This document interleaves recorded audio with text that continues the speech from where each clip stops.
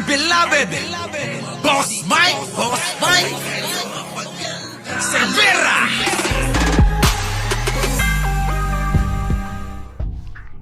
Pagpapaliwanagin na ng Commission on Elections si dating Senate President Francis Cheese Escudero at ang kontratisang si Lawrence Lubiano kaugnay ng 30 million campaign contribution ng Center Waste Construction and Development Corporation sa Senador.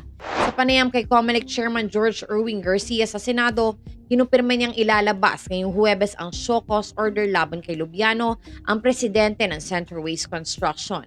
Bibigyan si Lubiano ng 5 araw upang magpaliwanag kung bakit hindi siya dapat sampahan ng election offense dahil sa pagbibigay ng kontribusyon kay Escudero. Kapag nakapagsumite na siya ng tugon, susunod namang hihingian ng paliwanag si Escudero. Bukod sa kanila, may 52 na kontratista din ang natukoy ng COMELEC na nagbigay ng campaign donation sa 7 tumakbo bilang senador at kongresista. 15 party list groups at 2 sa pagkagobernador at vice-gobernador. Gayunman mauuna umano sina Lubiano at Escudero dahil sa kanilang tahasang pag-amin tungkol sa nasabing donasyon. Ang iba pang kontratista ay hihingian pa ng kumpirmasyon mula sa DPWH kung talaga may hawak na kontrata sa gobyerno. Sinabi ni Garcia na target ng COMELEC na tapusin ngayong September ang determinasyon kung may pananagutan ang mga kontratista at kandidato na sangkot sa kampanyang pinondohan ng pribadong kumpanya may kontrata sa pamahalaan. Partikular na pinagpapaliwanag sa show cause order si Lawrence Lubiano na umami sa Kongreso na nag-donate ng 30 million campaign contribution sa senador noong 2022 elections. Ayon kay COMELEC Chairman George Garcia, dapat ipaliwanag ni Lubiano kung bakit hindi siya dapat sampahan ng paglabag sa Section 95 ng Omnibus Election Code. Binigyan si Lubiano ng 5 hanggang 10 araw para makapagpaliwanag. Samantala, sinabi ni Garcia na susulatan din nila sa Escudero para mabigyan ng pagkakataon na ipaliwanag ang kanyang panig at kung bakit hindi siya dapat kasuhan.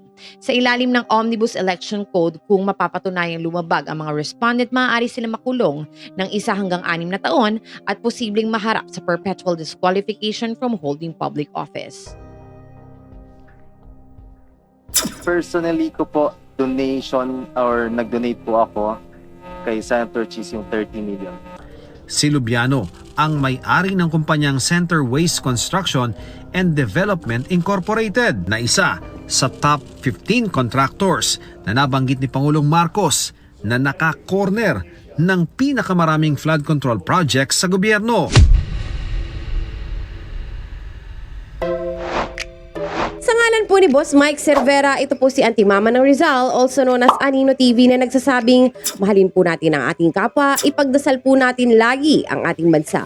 Magandang umaga, magandang hapon at magandang gabi, saan man dako ng mundo naroon kayo, at syempre, magandang buhay na rin para sa ating lahat. Maraming salamat po.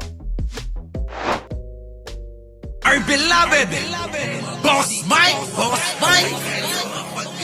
Cervera.